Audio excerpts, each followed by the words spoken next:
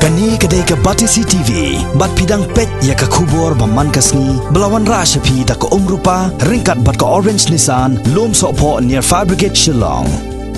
New Nissan Kicks.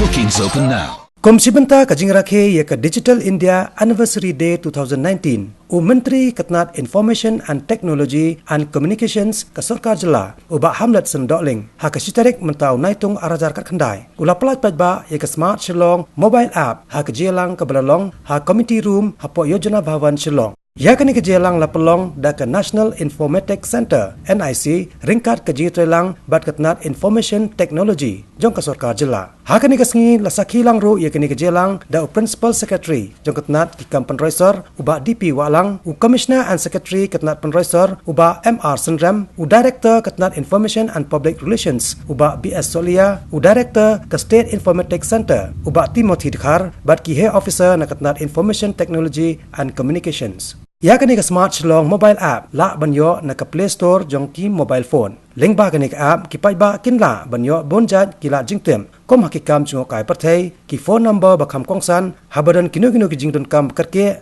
bat ki mobile phone jong ka sarkar. Ka jingtep halor ka dor kamor hayau hahan ki tenders bapan bana da kitna trekam ka sarkar baper ki jingtep halor ka jinglong jingban ka sun benang ka la jingtep ki baydai ban katnat election ka GST registration kalat ban pensok ban ujor kino jing syaka sarkar nangta halor ki skim ki baydai baka Swachh Bharat Abhiyan nangta syapang ka skolba nehu bat kiwe kilat lum jingtem.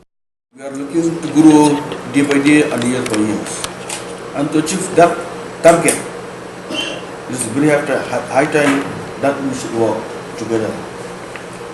So with this day of launching this mobile app, I hope people will appreciate and people will make use of it. And we are looking forward that IT department, NIC, will create more facilities in order to benefit the people of the state. There are more ideas, more technique. They would like to ease people in different ways. But with this small initiative, we are looking for a bigger role to play, especially for the benefit of our people.